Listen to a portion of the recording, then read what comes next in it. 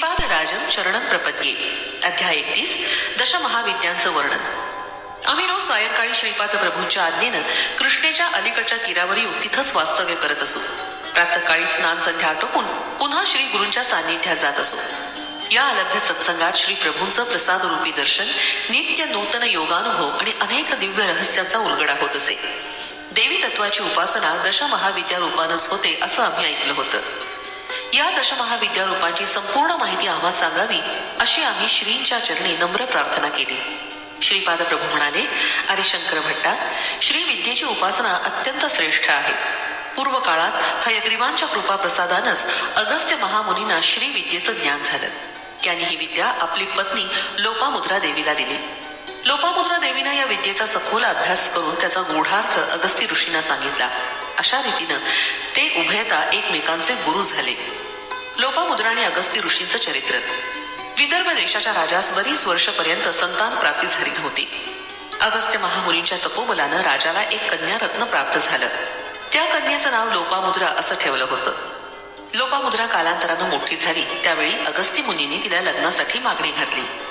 दोघांच्या वयातील अंतर पाहून राजा विचारमग्न झाला. एवढ्या लहान वयाच्या मुलीचा विवाह एका वृद्ध महामुनी बरोबर कसा करावा याच चिंतेत तो होता. शेवटी त्यानं आपल्या कन्येस तिचा विचार या विवाहाबद्दल विचारला. तेव्हा क्षणाचा सुद्धा विलंब न लावता ती म्हणाली, पिताश्री, मी अगस्ती मुनींसाठी जन्मले आहे. मी त्यांच्याशीच विवाह करणार. राजानं दोघांचा विवाह लावून दिला.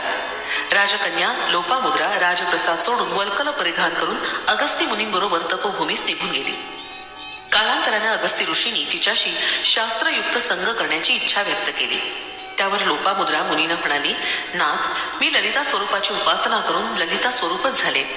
आपण सुद्धा शिवोपासना करून शिवरूप झाल्यावरच आपली इच्छा मी पूर्ण करीन. अगस्ती ऋषींनी घोर तपस्या करून शिवरूप प्राप्त करून घेतलं. नंतर त्यांनी आपली इच्छा लोपामुद्रेस सांगितली. त्यावेळी ती म्हणाली, नाथ, मी एका राजघराण्यात जन्मले. क्षत्रियांना शोभतील असं धन, आभूषण, रेशमी वस्त्र, सुगंधी वस्त्र, सर्व उपभोग्य वस्तू असल्याशिवाय माझ्याशी संग करणं योग्य नाही. तेव्हा तुम्ही सर्व वस्तूंचा संचय करून तसंच आपणासाठी भरजरी वस्त्र आणावी.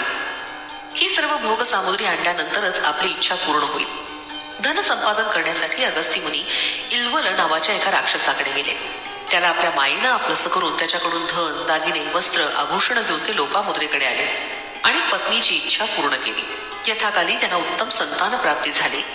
एकदा अगस्त्य ऋषींनी आपल्या तपोबलानं संपूर्ण समुद्रच आपल्या कमंडलूमध्ये भरला आणि तो पिऊन टाकला होता. या अगस्ती महर्षींनी विंध्याचल पर्वताचा गर्वहरण केला होता. अजून सुद्धा दक्षिण भारतात अगस्ती मुनींना एक महान सिद्धपुरुष मानलं जातं. त्यांची अनेक ठिकाणी देवालय आहेत. श्रीपाद प्रभू पुढे म्हणाले, मी जेव्हा कल्की अवतार घेईन त्यावेळी परशुरामासारखंच अगस्ती ऋषींना गुरुस्थान देईन. देवीची दशमहाविद्या. श्रीपाद प्रभू पुढे म्हणाले, काली हे दशमहाविद्येतील प्रथम रूप आहे. महाकाली ही समस्त विद्यांची आदिदेवता आहे. तिच्या विद्यामय विभूतींनाच महाविद्या असं म्हणतात. एकेकाळी हिमालयातील मातंग ऋषीच्या आश्रमात सर्व देवतांनी महामायेची स्तुती केली. त्यावेळी अंबिकेनं मतंग वनिता रूपात दर्शन दिलं. ती काजळासारखी काळ्या रंगाची असल्यानं तिचं नाव कालिका देवी पडलं. तिने शुंभ निशुंभ राक्षसांचा वध केला. तिचं रूप काळं निळं असं असल्यानं तिला तारा असं सुद्धा नाव आहे.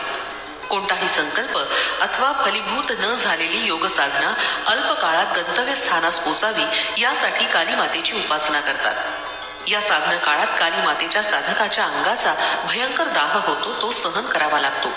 दशमहाविद्येतील दुसरं रूप तारा देवीचं आहे. ही माता मोक्षदायिनी, सर्व दुःखांपासून तारण करणारी आहे. त्यामुळं तिचं तारा हे नाव प्रख्यात झालं. या देवीस नील सरस्वती असं सुद्धा नामाभिधान आहे. भयंकर अशा विपत्तीतून भक्तांचं रक्षण करणारी असल्यानं योगीजन हिची अग्रतारा रूपात आराधना करतात. वशिष्ठ महर्षींनी सुद्धा तारादेवीची उपासना केली होती. चैत्र शुद्ध नवमीच्या रात्रीस तारा रात्री असं म्हणतात. दशमहाविद्येतील तिसरं रूप छिन्नमस्ता देवीचं आहे. हे अत्यंत गोपनीय स्वरूप आहे. एकेवेळी देवी आपल्या सखीबरोबर मंदाकिनी नदीवर स्नानाला गेली होती. तिच्या द्वारपालांनी भोजनाविषयी विचारलं तेव्हा तिनं आपल्या तलवारीनं आपलाच शिरच्छेद केला. तिचं शिर वाम हस्तावर येऊन पडलं. तिच्या धडातील रक्तधारा निघाल्या. त्यातील 2 धारा सखींनी प्राशन केल्या आणि तिसरी धारा देवीनं स्वतःच प्राशन केली. त्या दिवसापासून तिचं नाव छिन्नमस्ता असं पडलं. हिरण्यकश्यपू आदी दानव या देवीचेच उपासक होते. दशमहाविद्येतील चौथं रूप षोडशी महेश्वरीचं आहे. या देवीचं हृदय लोण्याप्रमाणे मऊ असून ती अत्यंत दयावान आहे. हिच्या आश्रयास आलेल्या साधकांना ज्ञानप्राप्ती त्वरित होते. विश्वातील सकल मंत्रतंत्राचे निर्माते या देवीचेच उपासक आहेत. या षोडशी महेश्वरी देवीचं वर्णन वेद श्रुती ह्या सुद्धा करू शकलेलं नाही. ते नेती नेती म्हणून शांत झाले. ही प्रसन्न वदना माता भक्तांचं सकल मनोरथ पूर्ण करते. या भगवतीच्या उपासानं भोग मोक्ष दोन्ही प्राप्ती होते.